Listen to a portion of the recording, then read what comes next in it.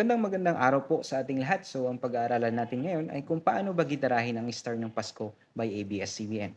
Okay, so ganito siya. So, ganito pala yung strumming pattern na ginamit natin. Down, down, down, up, down, up, down, down, up, down, up, down. Again. Down, down, down, up, down, up, down, down, up, down, up, down.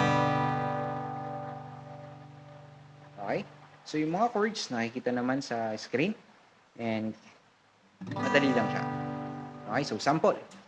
Down, down, down, up, down, up, down, down, up, down, up, down, down, down, up, down, down, up, down, up, down, down, down, up, down, up, down, down, up, down, up, down. Okay? Kailan pinakamagaling na tala. Okay, so pwede ninyong laruin yung strumming pattern ng kanta kung gusto ninyo. Okay? Basta ang importante is naaakma sa beat niya.